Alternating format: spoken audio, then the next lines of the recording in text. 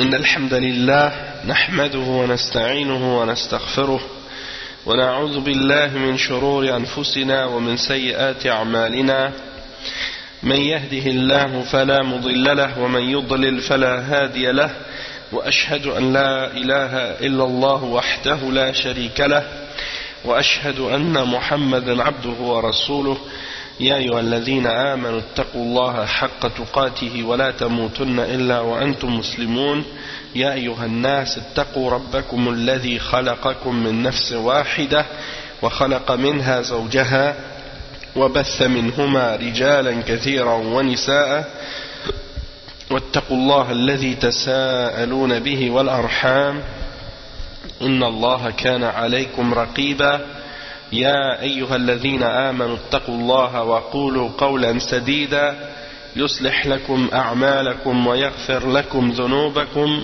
ومن يطع الله ورسوله فقد فاز فوزا عظيما أما بعد وإن خير الكلام كلام الله وخير الهدي هدي محمد صلى الله عليه وسلم وإن شر الأمور محدثاتها وكل محدثة بدعة وكل بدعة ضلالة وكل ضلالة في النار أما بعد.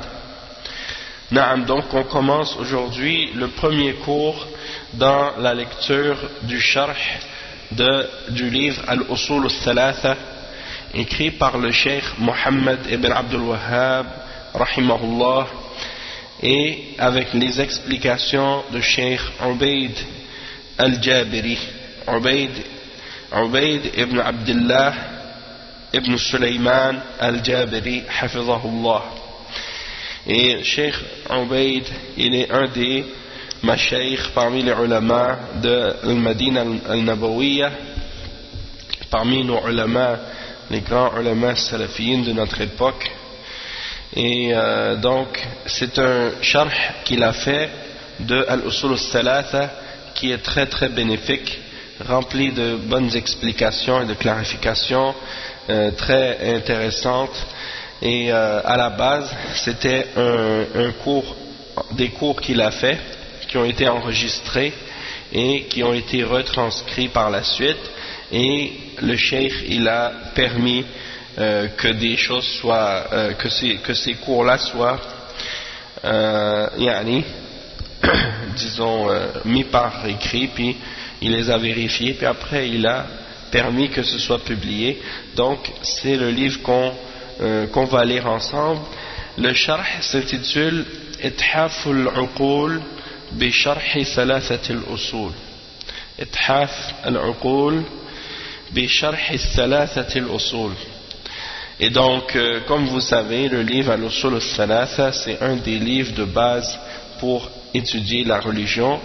C'est un livre que les enfants apprennent à l'école depuis qu'ils sont tout petits dans plusieurs pays musulmans, et même si c'est un livre qui est enseigné aux enfants, ça ne veut pas dire que même si on est adulte qu'on ne peut pas en profiter. Au contraire, c'est un livre, même si on dit que c'est un livre pour les débutants ou enseigné aux enfants, c'est un livre qui contient des bases de la religion et des principes de l'islam, des fondements de la croyance et de la compréhension des bases de l'islam, que tu ne peux retrouver parfois dans certains livres qui sont très avancés et très élaborés, parce que le livre il a été écrit d'une manière à résumer des principes très importants de l'islam.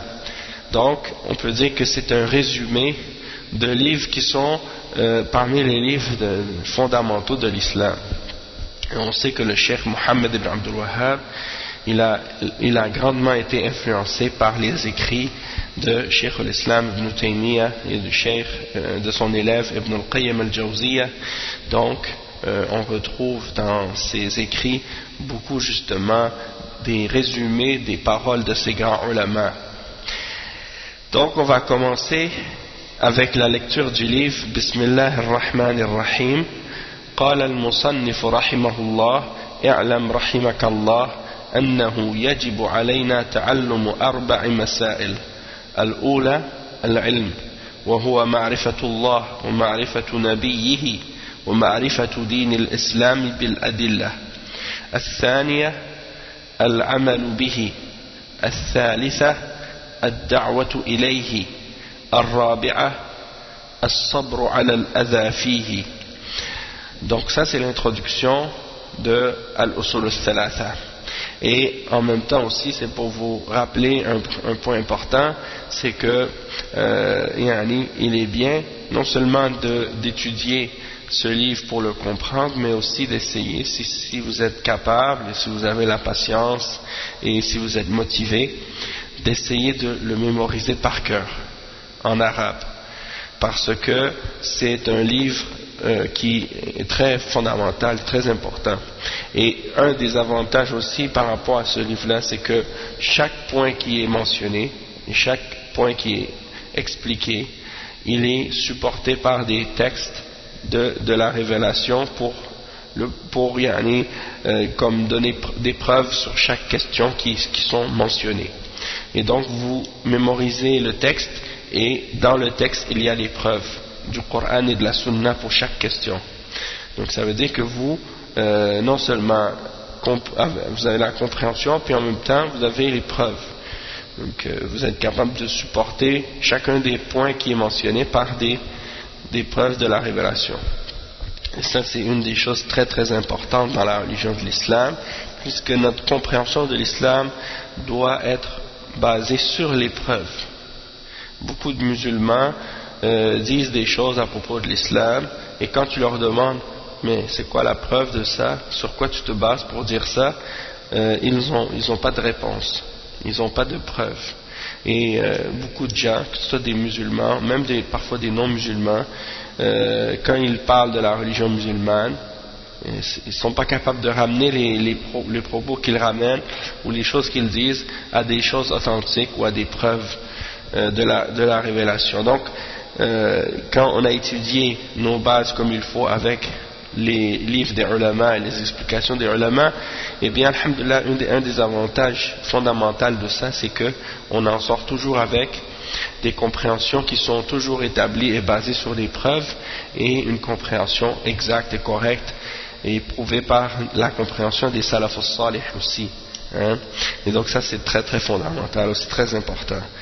Donc qu'est-ce qu'on a lu en arabe maintenant? C'est l'introduction, hein? Bismillah ar-Rahman ar-Rahim, c'est al-Basmala, c'est-à-dire au nom d'Allah, le tout miséricordieux, le très miséricordieux.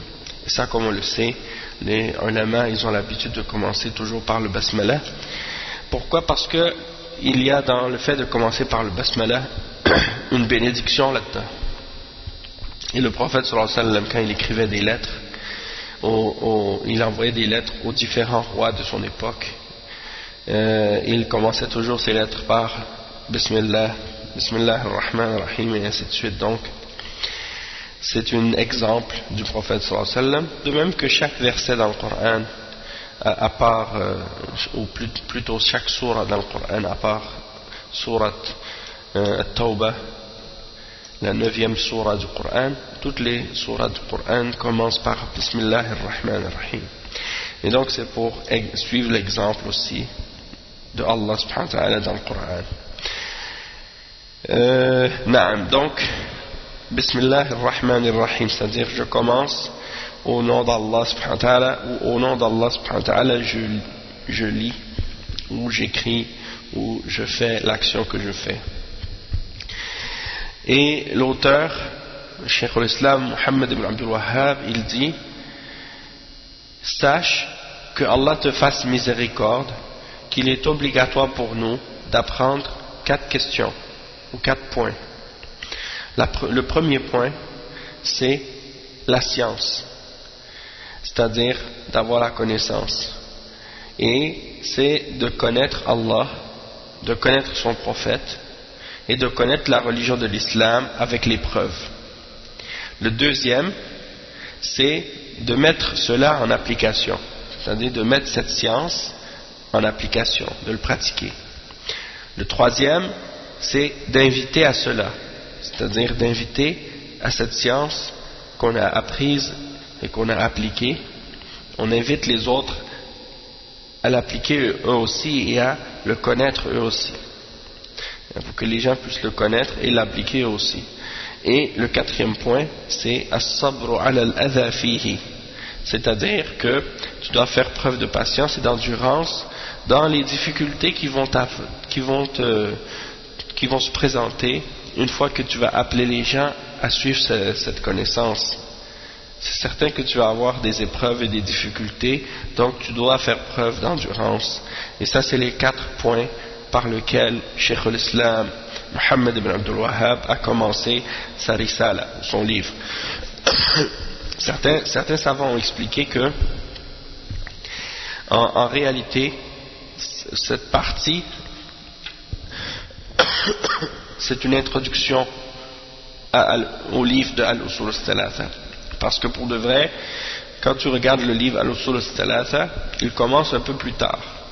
Il commence à l'endroit où le cheikh explique فَإِذَا قِيلَ لَكَ مَا الْأُصُولُ الثَّلَاثَةِ.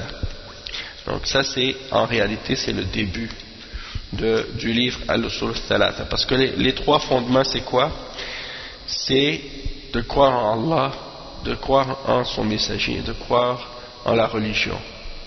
C'est la réponse aux 3 questions que les 2 anges vont venir nous poser, dans la tombe. Munkar et Nakir. Man Rabbuk, Man Nabiyuk, ou Ma Dinuk. C'est qui ton Dieu? Qui est-ce que tu adorais? C'est qui ton Seigneur? Man Nabiyuk, qui est ton prophète? Et Ma Dinuk, c'est quoi ta religion? Et donc tu devras répondre à ces 3 questions-là. Et le livre donc est composé d'une façon à répondre à ces 3 questions. Et nous expliquer qu'est-ce que c'est la réponse à ces 3 questions, que chaque personne sera questionnée au sujet de ces questions-là dans sa tombe. Et également, c'est l'explication du hadith du prophète sallallahu alayhi wa sallam dans lequel il dit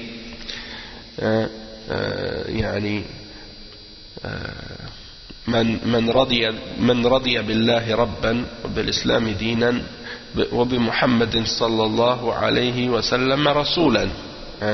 C'est-à-dire que le prophète sallallahu alayhi wa sallam, il a dit que tu dois être satisfait d'Allah subhanahu wa ta'ala comme ton Seigneur, et être satisfait du prophète Mohammed sallallahu alayhi wa sallam comme ton prophète, comme ton messager, et tu dois être satisfait de la religion de l'islam comme ta religion.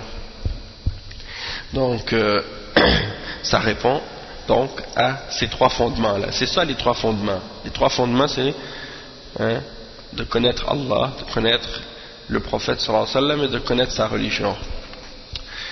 Et c'est ça donc qu'on va étudier, mais avant de rentrer dans ce point-là, dans ces 3 fondements-là, il y a des introductions que le cheikh Mohammed ibn Abdul Wahhab a mis, et certains savants ont dit que c'est des élèves de cheikh Mohammed ibn Abdul Wahhab qui ont mis ces 3 points, ou ces 3 introductions-là avant Al-Usul al-Thalatha.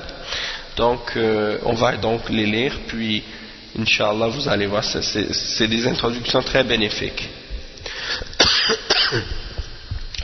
Donc pour expliquer maintenant qu'est-ce qu'on vient de lire, qu'est-ce qu'on a traduit, les 4 points: la science, connaître Allah, connaître son prophète, connaître la religion de l'islam. Ensuite, l'application, la da'wa, c'est-à-dire le fait d'inviter à l'islam et à la connaissance. Et quatrièmement, de faire preuve d'endurance dans cette connaissance-là. Maintenant, on va lire les explications de Cheikh Ubayd al-Jabiri, hafizahullah, au sujet de ce qu'on a lu ensemble. Ok. Donc, voici la parole maintenant de Cheikh Ubayd al-Jabiri. Il commence et il dit: Alhamdulillah Rabbil Alamin, wa l'aqibatu lil muttaqin, wa ashhadu an la ilaha illallah, wahdahu la sharika lah, qayyum as-samawati wal aradin, wa ashhadu anna Muhammadan abduhu wa rasuluhu, wa safiyuhu al-amin, wa sallallahu alayhi wa ala alihi wa sahbihi ajma'in. Amma ba'd. فقول الشيخ رحمه الله اعلم رحمك الله إلى آخره، هذه الجملة اعتاد كثير من أهل العلم تصدير كتبهم بها، لما تشتمل عليه من لفتة النظر أو لفة النظر يعني في قوله اعلم فهو أمر وتنبيه تنبيه السامع لما يلقى إليه من الكلام لأهميته كما في الجملة كما أن الجملة تشتمل على الدعاء بالرحمة بالرحمة للمخاطب نعم رحمك الله وهذه المسائل تتعلق بالعمل 4 مسائل وهي مسائل عملية في الدين. Donc le cheikh il commence puis il dit le cheikh Mohammed ibn Abdul Wahhab après avoir fait l'introduction louange à Allah le Seigneur des mondes et la bonne conclusion sera pour les pieux et je témoigne que rien ne mérite d'être adoré excepté Allah lui seul et sans partenaire. C'est lui qui est celui qui tient et qui contrôle tout dans l'univers et sur les terres, celui qui est le Qayyum des cieux et de la terre et des terres, Al-Qayyum, c'est-à-dire celui que tout a besoin de lui, tandis que lui n'a besoin de rien. Donc, c'est lui qui s'occupe des cieux et de la terre. Et je témoigne également que Mohammed est son serviteur et son messager, et celui que Allah subhanahu wa ta'ala a choisi, qui est fiable et noble, comme son prophète et son messager. Et paix et salut sur lui, ainsi que sur ses fidèles, sa famille et tous ses compagnons. Et ensuite, il dit que lorsque le cheikh rahimahullah a dit sache que Allah te fasse miséricorde, il dit cette phrase, c'est une parole que les hommes de science ont l'habitude de dire au début de leurs livres, dans leurs introductions, et il y a d'une certaine façon une indication pour prendre l'attention ou attirer l'attention de la personne à qui on s'adresse. Donc c'est un ordre d'apprendre ou de savoir, et en même temps c'est comme pour prendre l'attention de l'auditeur ou la personne à qui on s'adresse, pour lui faire comprendre l'importance de la parole. Et également en même temps, Rahimakallah, c'est une parole qui contient un dua, une invocation. C'est comme si tu demandes la miséricorde à Allah subhanahu wa ta'ala pour la personne à qui tu t'adresses. Ya'lam Rahimakallah. Et les 4 questions qu'on va mentionner par la suite, ou qui sont mentionnées ensuite, sont des questions qui sont reliées à l'action, à l'application. 4 questions qui font partie des questions de l'application dans la religion.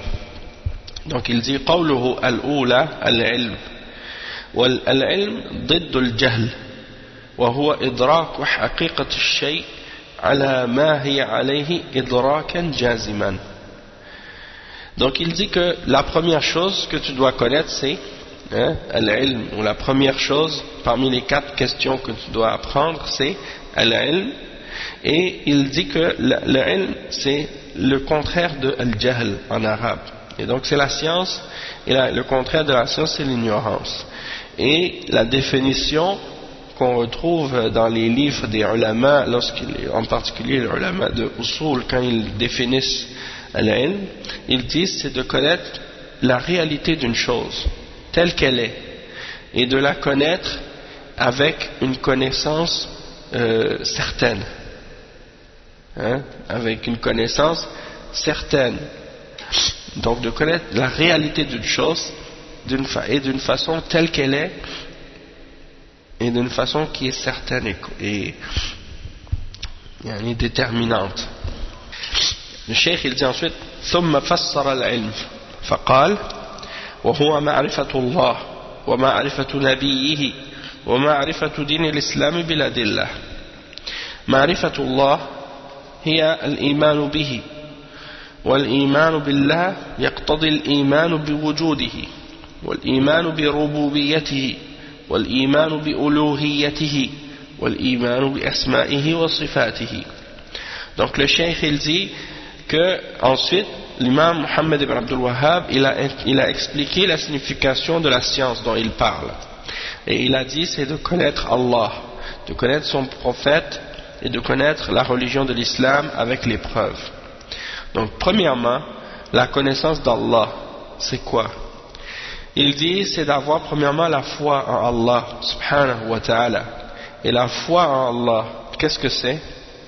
Ça comprend la foi en son existence, la foi en sa souveraineté, et la foi en son existence premièrement, la foi en sa souveraineté, la foi en qu'est-ce qu'on appelle al-uluhiyya. Donc la souveraineté c'est al-rububiyya en arabe, ça vient de Rabb, c'est-à-dire que tu dois croire que Allah subhanahu wa ta'ala c'est le seul maître, le seul créateur, le seul pourvoyeur, le seul à donner la vie et à faire mourir, le seul qui a le contrôle sur toute chose. Hein? Donc ça c'est ar-rububiyya.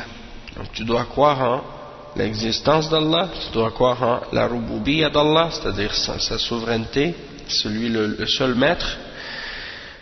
Tu dois croire en al-uluhiyya, et al-uluhiyya ça veut dire de croire que c'est seul Allah subhanahu wa ta'ala qui mérite l'adoration. Il n'y a personne d'autre que lui qui mérite d'être adoré. Et ça comprend également la foi en al-asma wa sifat, c'est-à-dire la foi en les noms d'Allah et en ses attributs. Et ça, si vous regardez bien comme il faut, qu'est-ce que le cheikh a expliqué par rapport à qu'est-ce que comprend ici la connaissance d'Allah, en réalité c'est la foi en Allah et en son tawhid, son unicité, puisque le tawhid d'Allah, bon bien entendu tu dois croire en son existence, mais ensuite tu dois croire aux trois catégories de tawhid. Si tu n'as pas cru en les trois catégories de tawhid que le cheikh a mentionnées, eh bien c'est comme si ta foi en Allah elle n'était pas complète, il y a quelque chose qui manque. Donc il faut croire en ces trois aspects du tawhid pour que tu aies une croyance en l'unicité qui est valable et correcte. La foi en al-rububiyya, la foi en al-uluhiyya et la foi en Allah et en ses noms et ses attributs, al-asma wa sifat. Wa ma'rifatu nabiyyina Muhammad sallallahu alayhi wa sallam al-iman bi annahu rasulun min Allah. Donc la connaissance de notre prophète Muhammad sallallahu alayhi wa sallam, ça veut dire quoi? Ça veut dire de croire, d'avoir la foi que c'est un messager qui vient d'Allah subhanahu wa ta'ala, qui vient de la part d'Allah. Donc ça c'est par rapport à la connaissance de notre prophète. Puis troisièmement, ensuite, ومعرفة دين الإسلام بالأدلة، وهذه الجملة تنبيه إلى القاعدة التي استنبطها العلماء من الكتاب والسنة، وتلكم القاعدة الأصل في العبادات المنع إلا بنص. Donc le cheikh dit la connaissance de la religion de l'islam avec les preuves. Hein? Ça c'est la troisième chose qui fait partie de la science. Et il dit, c'est en même temps pour indiquer une chose, c'est connaître la religion de l'islam avec les preuves, ça indique une chose très importante qui est en réalité une règle dans la religion de l'islam, que les ulama ont extrait des textes du Coran et de la Sunna. Et cette règle, c'est quoi? C'est que al-aslu fil ibadat al-man'u illa binas, c'est-à-dire que la base dans les adorations, c'est que c'est interdit de faire une adoration quelconque, excepté s'il y a un texte de la révélation qui le prouve ou qui le supporte. Tu ne peux pas faire une adoration, peu importe l'adoration, excepté si cette adoration-là est supportée par un texte du Coran et de la Sunna. Sinon, qu'est-ce que c'est dans ce cas-là? Si ce n'est pas supporté par un texte, ce sera une innovation, ce sera une bid'a. Donc quelqu'un ne peut pas dire par exemple, moi j'ai envie de faire beaucoup de prières, j'ai envie de faire beaucoup de jeûnes, j'ai envie de faire beaucoup d'adoration. Donc au lieu de faire la prière de Dhuhr ou de Asr 4 rak'at, je veux faire Dhuhr et Asr 10 rak'at. On va lui dire non, parce qu'il n'y a pas de preuve dans les textes de la révélation qui supportent ce que tu veux faire. C'est en contradiction avec la révélation. Donc même si tu as une bonne intention, tu dis moi je veux juste faire du bien, je veux juste être augmenté dans mes œuvres, et faire plus d'actes de piété et faire preuve de plus d'efforts dans l'adoration, on va dire non. Ça c'est pas suffisant d'avoir une bonne intention, c'est pas suffisant de juste vouloir faire du bien. Il faut que le bien que tu veux faire pour Allah subhanahu wa ta'ala soit basé sur ce que Allah a ordonné et qui est supporté par la preuve de la révélation dans les textes du Coran et des hadiths authentiques. Sinon, cette action-là ne sera pas valable et ne sera pas acceptée.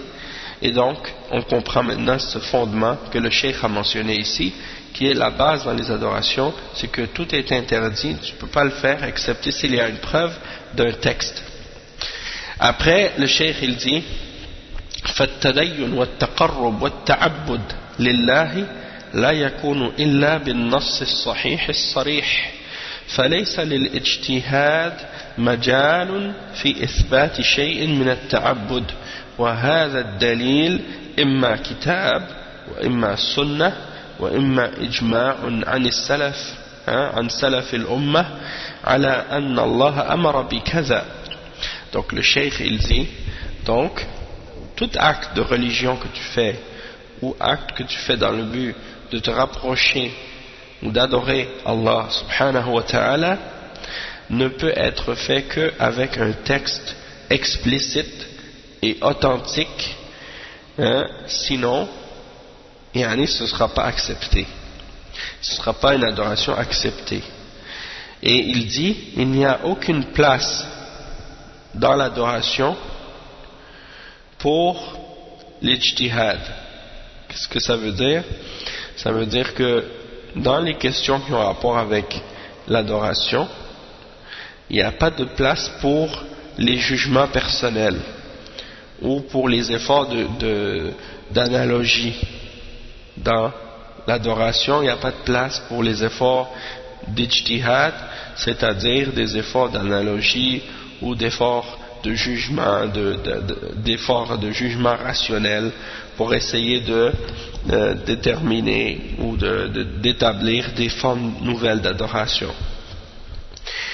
Et donc, il faut que ce soit basé sur une preuve textuelle, quelque chose de clair et d'explicite, ou bien, comme le cheikh il le dit, ou bien sur un ijma, un consensus des salafs de la Ummah, que la chose en question c'est quelque chose que Allah subhanahu wa ta'ala a ordonné. Donc la preuve c'est quoi? Soit que c'est un texte dans le livre d'Allah, le Coran, ou un texte qui est dans la Sunna, donc qui est authentique, et ou bien une preuve du consensus des prédécesseurs de la Ummah qui justifie cette adoration-là. Donc si c'est quelque chose qui a été fait à l'époque des salafs, à l'époque des sahaba, et que tous les sahaba étaient d'accord pour cette adoration-là, donc dans ce cas-là, oui, ça fait partie de l'islam, puisque le prophète sallallahu alayhi wa sallam nous a ordonné de nous accrocher à sa sunna et à la sunna de ses successeurs bien guidés.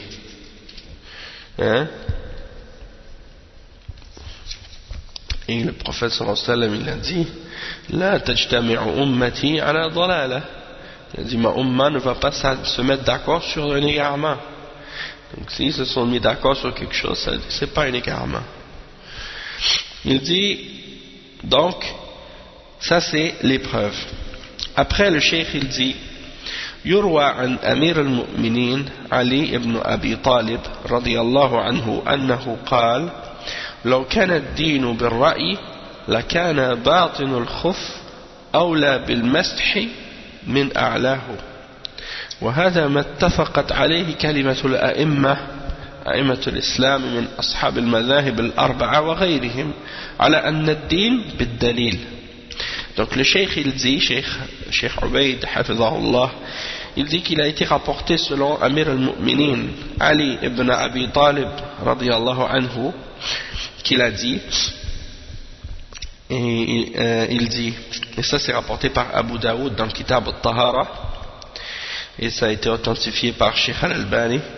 Il dit, Ali ibn Abi Talib radiyallahu anhu a dit, si la religion était basée sur la logique, sur les opinions basées sur la raison ou la logique, le dessous de nos bas ou de nos chaussettes ou de nos chaussons, qu'est-ce qu'on porte dans les pieds, mériterait plus d'être nettoyé ou qu'on passe nos mains dessus que le dessus, hein? Mais quand on fait le masih sur nos chaussettes ou sur nos chaussons, on passe la main par-dessus et non pas par en dessous. Donc il dit, si la raison c'était la base dans l'adoration et dans la religion, eh bien qu'est-ce qu'on aurait fait à la place? On aurait essayé de nettoyer en dessous et passer la main en dessous de nos chaussons et non pas par-dessus. Et donc ça c'est la preuve que dans les questions qui ont rapport avec l'adoration, on se base sur le dalil, on se base sur la preuve et non pas sur qu'est-ce qu'on détermine par rapport à notre logique personnelle ou nos propres déductions rationnelles. Donc le cheikh c'est ça ce qu'il dit. Il dit tous les imams de l'islam, en passant par les 4 imams des madhahib, hein, le madhab des 4 imams, Abu Hanifa, Malik, Shafi'i et Ahmed, rahmatullahi alayhim ajma'in, ils ont tous dit que la religion est basée sur la preuve, non pas sur d'autres choses, non pas sur ar-ra'yu. Ar-ra'yu ça veut dire l'opinion, mais les ulama ils l'utilisent dans le sens aussi de les déductions rationnelles, les choses qui sont basées sur qu'est-ce que les gens pensent être de la logique ou de la raison, par opposition à la révélation. D'accord?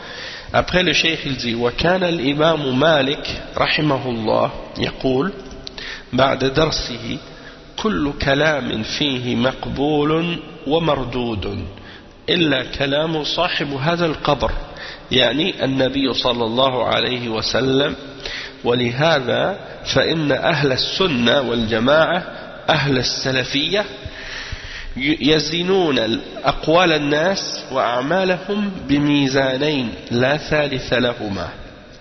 Donc le cheikh il dit, la parole de l'imam Malik également, ça c'est une référence à ce sujet-là. Il disait après son cours, toute parole peut être acceptée, toute parole peut être acceptée ou rejetée, excepté la parole de celui qui est dans cette tombe, c'est-à-dire la tombe du prophète sallallahu alayhi wa sallam, parce qu'on sait que l'imam Malik c'est l'imam de Médine et donc il enseignait dans la mosquée du prophète Mohammed sallallahu alayhi wa sallam, et donc il disait la parole de n'importe qui, hein, peu importe de qui la parole vient, elle peut être acceptée ou rejetée, excepté la parole du prophète Mohammed sallallahu alayhi wa sallam qui est dans cette tombe.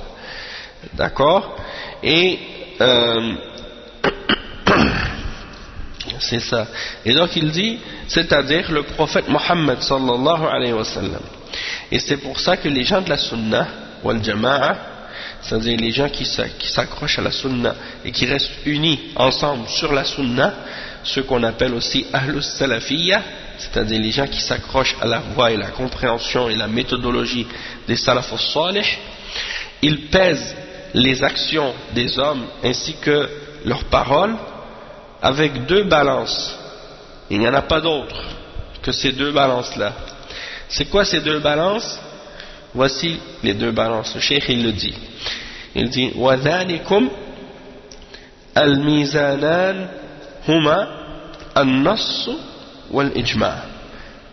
النص فالنص يشمل الكتاب والسنة، فمن وافق نصا أو إجماعا قبل منه، ومن خالف نصا أو إجماعا رد عليه قوله وفعله. Donc le cheikh il dit les deux balances en question, qu'est-ce que c'est? Qu'est-ce qu'elles sont? La première balance c'est al-nas et la deuxième c'est al-ijma'. Al-nas ou al-ijma'. Al-nas ça comprend quoi? Ça comprend les textes du Coran et de la Sunna. On appelle nusus. Le pluriel de nas c'est nusus. Et al-nas c'est un texte explicite et clair, soit du Coran ou soit de la Sunna. Et donc, celui qui est en accord avec un nas, c'est-à-dire un texte du Coran et de la Sunna, ou bien un ijma', c'est-à-dire un consensus, on accepte de lui. Mais par contre, quiconque contredit un nas, c'est-à-dire contredit un texte explicite du Coran ou d'un hadith authentique, ou un ijma', c'est-à-dire un consensus des salafs, un consensus des imams de l'islam, alors dans ce cas-là, sa parole ou son action sont rejetées.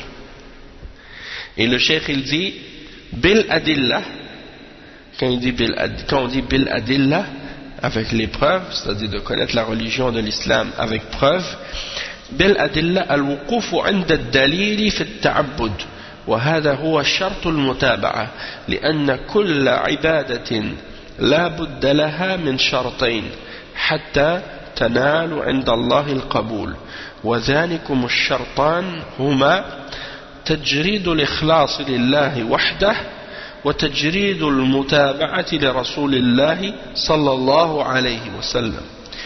وهذه المسألة هي ثلاثة أصول ستأتي بعد معرفة الله ومعرفة نبيه ومعرفة دين الإسلام بالأدلة.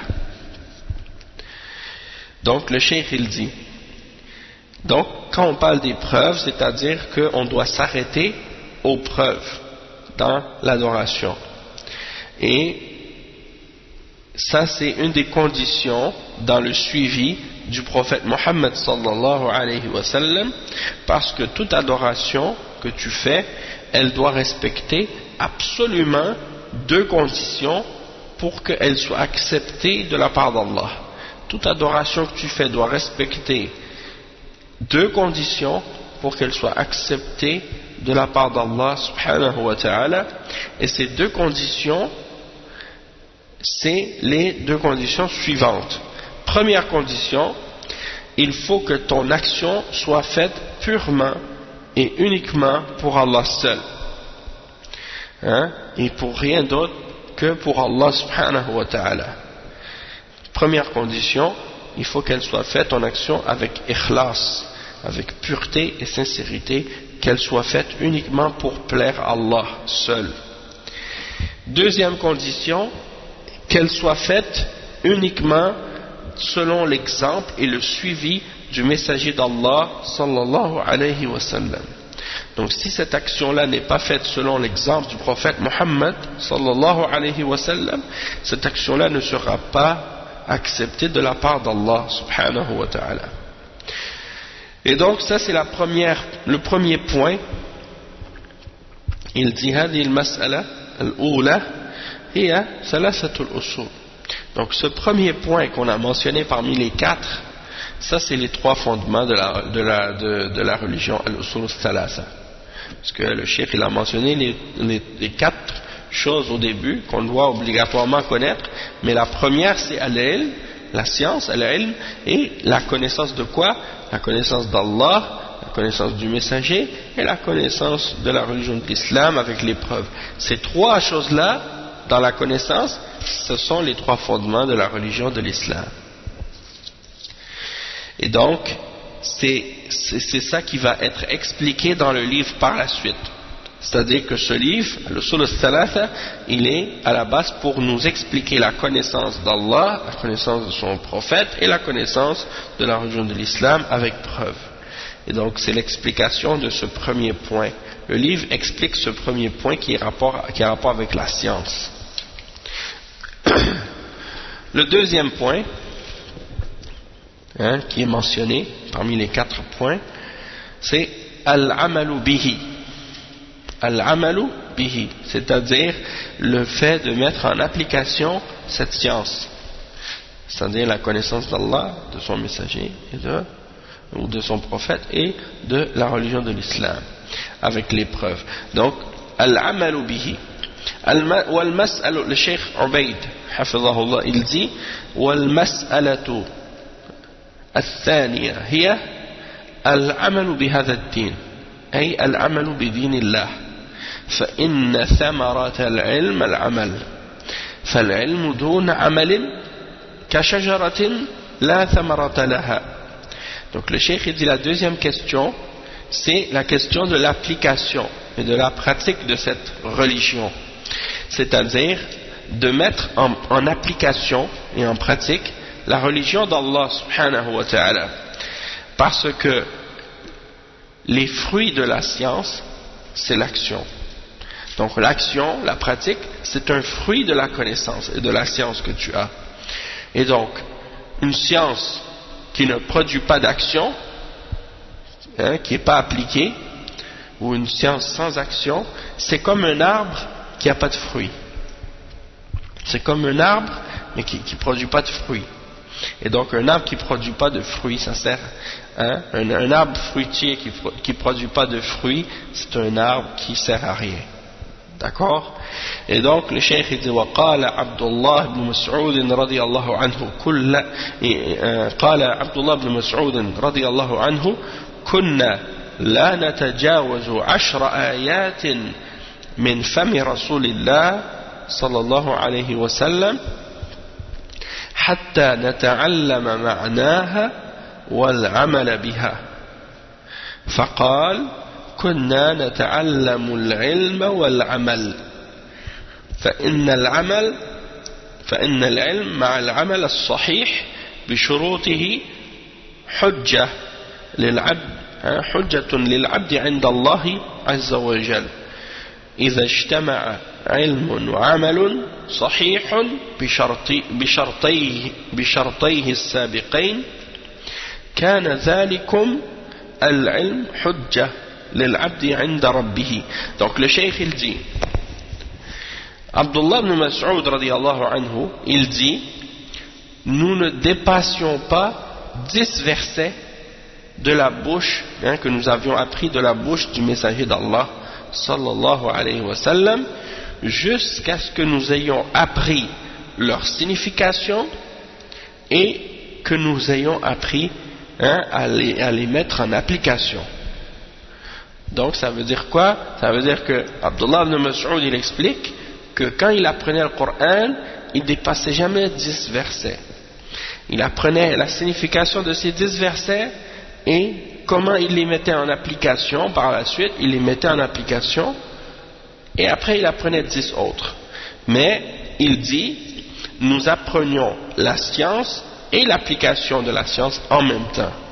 C'est pas juste apprendre la science ou mémoriser le Coran tout d'un coup sans apprendre la signification et sans apprendre l'application ou la pratique qui est reliée à ça. C'est comme Cheikh Al-Fawzan hafizahullah, il disait combien de nombreux musulmans qui sont hafiz Coran et qui sont en réalité des purs ignorants, connaissent rien du tout. Pourquoi? Parce qu'ils n'ont pas appris le Coran de la façon des Sahaba. Les Sahaba apprenaient, ils ne dépassaient pas 10 versets. 10 versets, mais ils apprenaient toute la science qui était reliée à ces versets-là pour comprendre leur signification, et ils apprenaient également par la suite comment les appliquer, quelles applications qui sont reliées à ces versets-là. Et après, ils passaient à 10 autres.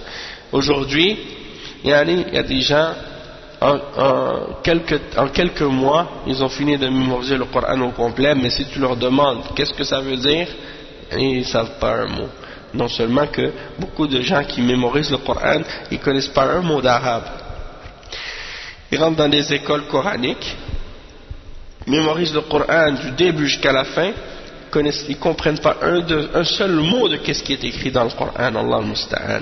Et si tu leur poses une question, ils ne peuvent pas répondre sur la religion. Et malgré tout, malheureusement, les gens pensent que ceux-là sont des savants de l'islam. C'est-à-dire qu'ils pensent que les ulama, c'est des huffaz, ceux qui ont mémorisé le Coran. Et parfois même, ils vont même, en général, on sait qu'en général, les ulama mémorisent le Coran quand ils sont petits. En général, les grands ulama, ils ont tous mémorisé le Coran quand ils sont petits. Toutefois, il y a eu des exceptions.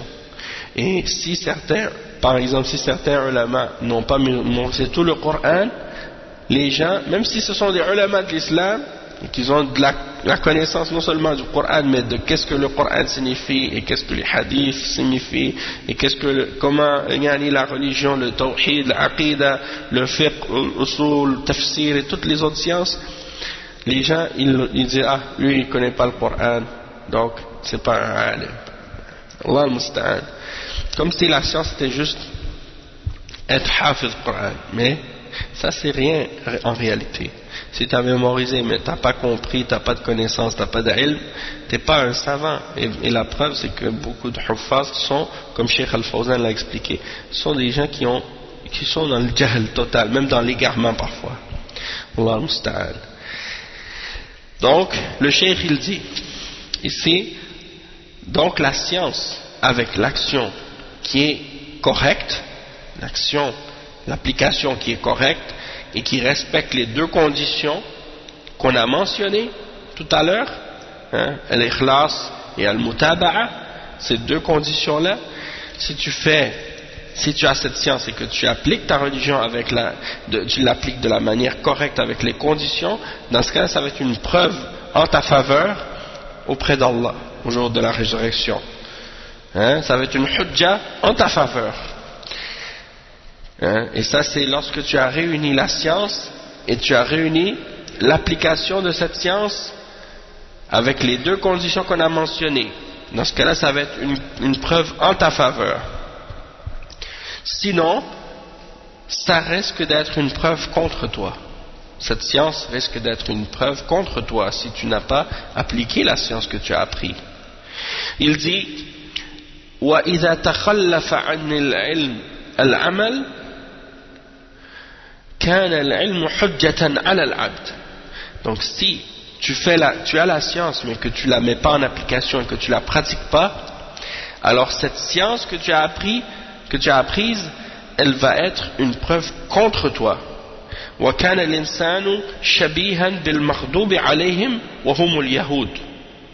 Et l'homme qui est dans cet état-là, il a la science, mais il l'applique pas, il va ressembler à ceux sur qui Allah est en colère, sur qui la colère d'Allah est tombée. C'est-à-dire ceux contre qui Allah est en colère. Et ce sont les Juifs. Summu maghduban alayhim li'annahum lam ya'malu bi'ilmihim. Ils ont été appelés maghdub alayhim, c'est-à-dire ceux qui ont encouru la colère d'Allah. Pourquoi? Parce qu'ils ont de la science, de la religion, mais qu'ils ne l'ont pas mis en application. Donc toute personne qui rentre dans cette description, avoir de la science sans l'appliquer, rentre dans la caractéristique des Juifs, c'est-à-dire d'avoir encouru la colère d'Allah. Et donc c'est pas juste les Juifs qui ont encouru la colère d'Allah, mais toute personne qui a de la science, mais qui ne met pas cette science en application, même s'il est musulman, même s'il dit je suis musulman, il a la même caractéristique que les Juifs dans ce cas-là, et il rentre dans la colère que Allah a pour eux. وإن كان عمل بدون علم كان الجهل والتخبط بالعبادة فأصبح الإنسان شبيها بالنصارى لأنهم يعبدون الله على جهل وضلال. Donc il dit, mais par contre, si la personne avait beaucoup de pratiques religieuses sans science, alors dans ce cas-là, c'est de l'ignorance et toutes sortes de confusion et de mélange dans l'adoration et des innovations. Et donc l'homme ressemble dans ce cas-là aux chrétiens, parce que c'est eux qui adorent Allah avec ignorance et avec égarement. Et en note de bas de page, le cheikh il a mentionné une parole d'un des salafs qui est Sufyan ibn Uyayna, un des grands imams de l'islam, qui était vivant à l'époque de l'imam Malik. Et Sufyan ibn Uyayna, il était le savant de Mecca, alors que l'imam Malik était le savant de Médine, à la même époque. Hein? Donc ça fait partie parmi les grands imams de l'islam, comme l'imam Malik. Même s'il n'a pas un madhab qui a été préservé. Mais il avait le degré de science équivalent ou dans la même branche que les savants de la catégorie de l'imam Malik. Rahimahullah. Et donc Sufyan ibn Uyayna, rahimahullah, il disait كانوا يقولون من فسد من علمائنا ففيه شبه من اليهود ومن فسد من عبادنا ففيه شبه بالنصارى. Ça c'est mentionné, c'est rapporté par Ibn Taymiyyah dans Majmu' al-Fatawa. Il dit, Sufyan ibn Uyayna, les gens disaient, celui parmi nos savants qui est corrompu ou qui est corrompu ou qui s'est corrompu, il a une ressemblance avec les juifs. Donc, celui parmi nos ulama, nos savants qui est corrompu, il a une ressemblance avec les juifs. Et celui parmi nos adorateurs qui est corrompu, il a une ressemblance avec les chrétiens. Après le cheikh, donc il continue, il dit ففي الحديث الصحيح أنه. Donc c'est ça, le cheikh il dit les chrétiens, à cause de leur ignorance, ils adorent Allah avec de l'ignorance et de l'égarement. Et ça tu le vois, qu'est-ce qu'ils font les chrétiens, Allah musta'an, toutes sortes de formes de shirk et de bid'a et d'égarement. T'as juste à voir qu'est-ce qu'ils font dans les églises, les croix, les icônes, les statues, les images, ils se mettent à genoux devant ces choses-là, tout ça c'est du shirk, de l'idolâtrie. Et subhanallah, je me rappelle quand j'étais plus jeune, on allait dans les églises parce que ma famille c'était des catholiques. Subhanallah, il y avait un jour en particulier, je ne sais pas c'est quoi ce jour-là, mais je ne sais pas pourquoi on faisait ça, mais il y avait ce jour-là, les gens qu'est-ce qu'ils faisaient? Ils se mettaient tous en ligne et on mettait une croix avec comme un crucifix avec, comme ils ont dit, comme Jésus crucifié là sur une croix, une grosse croix. Et là les gens ils passaient tous un après l'autre pour embrasser la statue, un après l'autre. Chacun venait et embrassait la statue. Et tu dis, mais subhanallah, c'est quoi cette religion, yani? Et même moi, quand je me rappelle à l'époque, quand je faisais ça, mais je faisais des choses comme ça, mais par imitation, tu vois. Parce qu'en réalité, je comprenais même pas pourquoi on faisait ça, puis au fond, j'étais contre, parce que quand tu regardes dans la Bible, c'est clair que, surtout dans l'Ancien Testament, que les représentations, les croix et les statues, ça c'est quelque chose qui est de l'idolâtrie. Premier commandement, premier des 10 commandements. Allah al-Musta'an. Et aussi, quand tu passes devant le prêtre, ils font la communion. Qu'est-ce qu'ils appellent la communion? Chaque personne vient en ligne devant le prêtre, et là le prêtre il a une coupe avec comme des petits pains vraiment minces, là, comme une feuille, on appelle l'hostie. Et là il donne ça à chaque personne. Donc tu dois coller tes deux mains ensemble et tu arrives devant le prêtre et il te la donne, puis là tu la prends, tu la mets sur ta langue. Lui il te la donne, quand il te la donne il dit le corps du Christ. Ça veut dire pour les chrétiens, ça c'est ce qu'ils appellent l'Eucharistie. L'Eucharistie, ça veut dire c'est la cérémonie dans laquelle, ou le sacrement dans laquelle le pain, la chair de Jésus, ou le pain est transformé en la chair de Jésus, et le vin est transformé en le sang de Jésus. Ils appellent ça l'Eucharistie. Et donc, tu viens, tu donnes le pain, dit le corps du Christ, et toi tu prends ça, tu dis Amen, tu mets dans ta bouche. Et ils ne donnent pas le vin, mais dans certaines églises, ils donnaient le vin aussi. Et donc, quand tu regardes ça, une fois je disais ça à des chrétiens, ils n'étaient pas contents quand j'ai dit ça, mais j'ai dit, franchement, c'est une religion de cannibalisme et de vampirisme. Parce qu'ils t'apprennent à manger de la chair d'un homme puis à boire son sang. C'est qu'est-ce qui fait ça, hein? C'est les cannibales et les vampires. Sallallahu alayhi wa. Donc ça c'est des exemples de leur ignorance, tu vois. Et en plus de ça, parmi les autres formes d'égarement et de shirk et de kufr, c'est que par exemple quand tu fais un péché, quand tu fais la communion, avant de faire la communion, pour que tu aies le droit de la faire, il faut passer à la confesse. C'est-à-dire, tu dois passer dans une petite boîte où le prêtre est assis, puis là, toi tu rentres, tu fermes la porte, et là, lui, il ouvre une petite fenêtre, et là, tu dois raconter au prêtre les péchés que tu as fait. Et lui, il t'écoute, et puis après, il va dire, d'accord, bon, tu as fait ça, pour ta pénitence, tu devras par exemple réciter tel nombre de prières à Jésus ou à Marie ou des choses comme ça, hein? 10 je vous salue Marie, hein? Ou 10 notre Père qui est aux cieux, ou des trucs comme ça. Donc il récite ça, puis après il dit va en paix, tu es pardonné. Donc ça veut dire que il se donne le pouvoir de pardonner aux hommes, alors qu'on sait très bien, hein, alhamdulillah, dans la religion des prophètes, que c'est seulement Allah subhanahu wa ta'ala qui peut pardonner les péchés. Et non seulement ça, mais une des choses qu'on connaît par rapport à l'enseignement des prophètes, c'est que si tu as fait un péché, tu ne dois pas le divulguer à personne, tu ne dois pas en parler à quelqu'un ou le dire à quelqu'un. Donc qu'est-ce qui se passe en fait?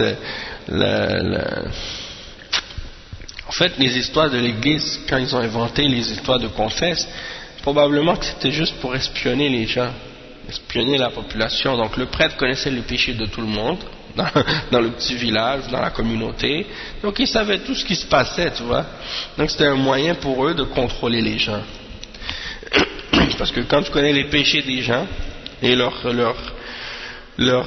égarements ou leurs fautes les plus intimes, eh ben, tu as un pouvoir incroyable sur eux, hein? Donc ça c'est l'exemple. Et puis en plus les prêtres, bon, on sait qu'ils ne se marient pas, donc à cause de ça ils font toutes sortes d'autres choses, des actes de perversité très graves envers des petits enfants puis des choses comme ça. Et puis tout ça c'est des exemples de l'égarement du christianisme, en particulier de la religion catholique. Donc pourquoi, comme les exemples, pourquoi le cheikh il a mentionné leur égarement et leur ignorance, ça c'est parmi les exemples. Le fait aussi qu'ils mangent du porc et qu'ils considèrent que le porc c'est pas interdit, alors que dans la Bible c'est clair que c'est interdit. Également que, par exemple, en tout cas il y a beaucoup d'autres choses à dire là-dessus, mais le plus grave bien entendu c'est le shirk, hein, la croyance en la Trinité. Le fait de penser que Jésus était Dieu ou Fils de Dieu et de faire des représentations d'êtres humains et d'adorer des saints, de prier à des saints, tout ça c'est des exemples de shirk. Et c'est le plus grave de tous les péchés. Donc ça c'est les égarements des chrétiens. Ensuite le cheikh il dit, et je pense qu'on va terminer avec ça, c'est le hadith qu'il lit. Le cheikh il dit وفي الحديث الصحيح أنه يؤتى برجل يجتمع أهل النار عليه تندلق أقطاب بطنه أي أمعاؤه فيقولون يا فلان ألم تكن تأمرنا بالمعروف وتنهانا عن المنكر فيقول كنت آمركم بالمعروف ولا آتيه وآمركم بالمنكر وآتيه. وقديما قالوا وآمن بعلمه لم يعملا معذب من قبل عباد الوثن. وهذه المسألة الثانية بعد العلم كان العمل به. Donc le cheikh il mentionne un hadith ici, et c'est un hadith authentique qui est rapporté par Al-Bukhari, et c'est un hadith effrayant, hein, qui fait peur par rapport à l'action, la personne qui a de la science mais qui ne l'applique pas. Il dit qu'on on amènera un homme dans l'enfer, et cet homme il va traîner ses entrailles hein, ses intestins là, ils vont sortir de son ventre et lui il va les traîner comme ça avec ses mains, et les gens vont le regarder. Parmi les gens de l'enfer, les gens vont le regarder et vont dire: oh toi un tel, n'est-ce pas que tu nous ordonnais le bien et que tu nous interdisais de faire le mal? Donc tu nous ordonnais le bien, tu nous interdisais le mal. Comment peux-tu être dans cette situation-là, dans l'enfer, en train de tirer tes intestins, tes entrailles comme ça? Alors lui il va répondre, il va dire: oui, je vous ordonnais le bien, mais moi-même je le faisais pas. Je vous ordonnais de faire le bien, mais je le faisais pas. Et je vous interdisais le mal, mais je le faisais. Hein? A'udhu billah. Et il dit, et anciennement, les gens ont dit, un savant qui n'agit pas selon son action, qui n'agit pas selon sa connaissance, sera châtié avant les adorateurs des idoles. Donc c'est grave.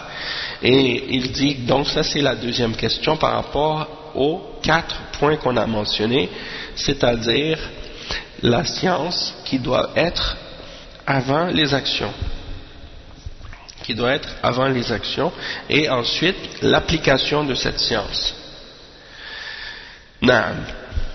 Donc, par rapport, juste une note avant de terminer, par rapport à ce hadith qui parle du fait que la personne qui était dans l'enfer, elle ordonnait le bien aux gens, mais elle ne le faisait pas, et qu'elle interdisait aux gens de faire le mal, mais qu'elle le faisait elle-même. Certaines personnes ont parfois mal compris ce hadith. Ils s'imaginent que, bon, ils se disent, bon, moi, par exemple, moi je fais des péchés. Moi je fais des péchés, ou la personne dit, moi je fais du mal. Donc, puisque je ne veux pas être dans l'état ou dans la situation de cette personne, dans l'enfer, alors si je vois quelqu'un qui fait du mal, et que moi je sais que je le fais, alors je ne vais pas lui interdire de le faire. Et si je vois quelqu'un qui néglige le bien et qui ne fait pas le bien, je ne vais pas lui ordonner de faire le bien, parce que je ne veux pas être comme cette personne qui est décrite dans le hadith, qui ordonnait aux gens de faire le bien mais qui ne le faisait pas, et qui interdisait aux gens de faire le mal mais qui le faisaient. Et cette compréhension donc de la part de ces gens-là, elle est incorrecte. Et on va expliquer pourquoi. Premièrement, parce que cette personne, elle ordonnait le bien et elle ne le faisait pas. Elle interdisait le mal puis elle le faisait. Ça, c'est un péché qu'elle faisait. Mais la personne qui fait le bien, par exemple, première chose, qu'est-ce qui est obligatoire? L'obligation pour le musulman, c'est de faire le bien lui-même et de l'interdire, et deuxièmement, de l'interdire, de l'ordonner aux autres. Donc, première obligation, faire le bien pour soi-même. Et deuxièmement, d'ordonner aux autres de faire le bien. Donc ça, c'est 2 obligations. Ensuite, il y a une autre obligation qui est de s'abstenir soi-même de faire le mal. Donc ça, c'est une autre obligation. Puis une autre obligation, c'est d'interdire aux autres de faire le mal. Donc ça fait 4. 4 en tout. Faire le bien et l'ordonner, ça c'est 2. Et s'abstenir de faire le mal, ça c'est 1. Et l'interdire aux autres, ça c'est 2. D'accord. La personne dans le hadith, ok, elle faisait seulement le deuxième, elle ordonnait le bien, mais elle ne le faisait pas. Puis, elle interdisait le mal, mais elle ne le faisait pas. Donc, son péché, c'est d'avoir fait seulement 2 sur 4. C'est d'avoir fait seulement 2 péchés sur les 4. Dans le sens que elle ordonnait le bien, mais elle faisait pas. Puis, elle interdisait le mal, mais elle le faisait. Donc, son péché, c'est que elle faisait pas le bien, puis elle faisait pas le bien pour elle-même, puis elle s'abstenait pas de faire le mal. Tandis que la personne qui voit, c'est-à-dire elle ne fait pas le bien, mais quand elle le voit, elle ne l'interdit pas, puis elle s'abstient pas de faire le mal, mais quand elle voit quelqu'un faire le mal, elle ne l'interdit pas, c'est 4 choses qui lui manquent maintenant, pas seulement 2, mais 4. Donc, si par exemple quelqu'un dit, moi je ne fais pas le bien, mais si je vois par exemple quelqu'un, je lui dis, fais le bien. Et quand elle voit quelqu'un faire du mal, elle fait le mal elle-même, mais elle dit à l'autre, ne le fais pas. Eh bien dans ce cas-là, au moins, au lieu d'avoir 4 choses qui lui manquent, il lui manque 2 seulement. Donc il est dans la même situation que l'autre. Mais quand même moins pire. Dans le sens que, qu'est-ce que ça veut dire? Ça veut dire que celui qui s'abstient de faire le bien et qui ne l'ordonne pas aux autres et qui ne s'abstient pas de faire le mal et qui ne l'interdit pas aux autres, il est encore dans une situation plus grave que celui qui tire ses entrailles dans l'enfer. C'est ça que ça veut dire. Plus grave encore. Et donc ça veut dire que même si toi on va dire que tu fumes, puis tu vois par exemple quelqu'un qui fume, ton fils ou quelqu'un d'autre de ta famille ou proche ou quelqu'un de tes amis qui fume, ton devoir en tant que croyant musulman, même si tu fumes, c'est que tu le vois en train de fumer, tu dois lui dire arrête de fumer, même si toi tu fumes. Parce que si tu dis moi je fume donc je ne peux pas lui interdire de fumer, ça veut dire en réalité que c'est comme si là tu fais 2 péchés au lieu d'un. Parce que tu fumes et en plus tu ne fais pas l'obligation de lui interdire le mal. Et si par exemple toi par exemple, je sais pas moi, il y a des bonnes actions que tu fais pas, puis tu vois quelqu'un qui les néglige, tu lui dis fais cette bonne action là, hein?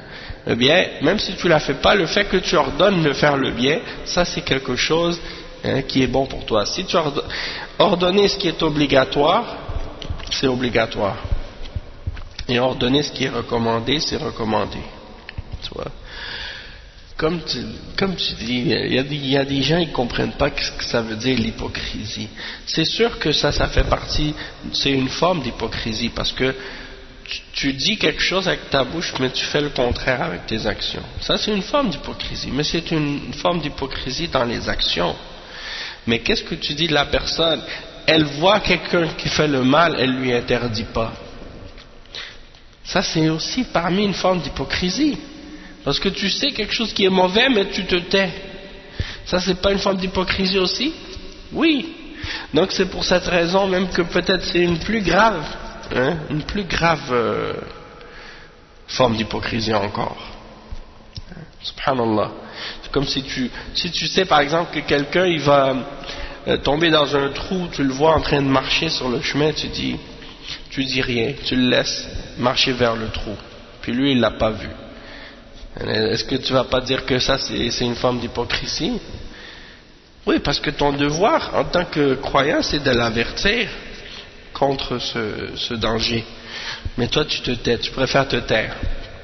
Tu dis moi-même je suis dans le péché, donc pourquoi je vais lui interdire de faire le péché? C'est mieux que je le laisse faire. A'udhu billah. Donc ça c'est comme, en fait t'es comme un shaitan en fait quand tu agis comme ça. Donc de toute façon le mieux et l'idéal c'est quoi? C'est que tu as de la science, tu la mets en application et tu appelles les autres à le suivre. Et si tu vois quelqu'un faire un péché, toi-même tu t'en abstiens de le faire et tu l'interdis.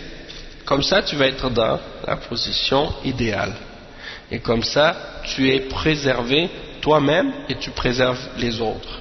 Et si la personne accepte, c'est une grâce pour toi et une grâce pour la personne elle-même. Mais si tu lui ordonnes de faire le bien, elle ne le fait pas, ou si tu lui interdis de faire le mal puis elle ne t'écoute pas, au moins toi tu as fait ton obligation et ton devoir. Et toi, qu'est-ce qui est important pour toi? C'est pas le résultat, est-ce que la personne va le faire ou non, va t'écouter ou non. C'est-à-dire que c'est important, d'une certaine façon, c'est sûr que c'est important que la personne accepte, mais si elle n'accepte pas, c'est pas ça ton devoir à toi. Hein? In alayka illa al-balagh, wa ma 'ala ar-rasul illa al-balagh al-mubin. Il n'incombe au messager que de transmettre d'une façon claire. Et donc le résultat par la suite, est-ce que la personne va suivre ou non, se soumettre ou non, ça c'est pas ton problème, ça c'est entre les mains d'Allah. Allah, c'est lui qui guide les cœurs, c'est lui qui contrôle les cœurs. Toi tu ne fais que transmettre le message de la meilleure manière possible, avec sagesse et avec une bonne exhortation, bil hikma wal maw'izati al hasana. Et le reste c'est Allah subhanahu wa ta'ala qui va juger. Ok, on s'arrête ici inshallah, puis on continuera ça samedi prochain. Subhanakallahumma bihamdik, ashhadu an la ilaha illa ant, astaghfiruka wa atubu ilayh, wa sallallahu wa sallam ala nabiyyina Muhammad wa ala alihi wa sahbihi ajma'in. Naam, fikum barakah.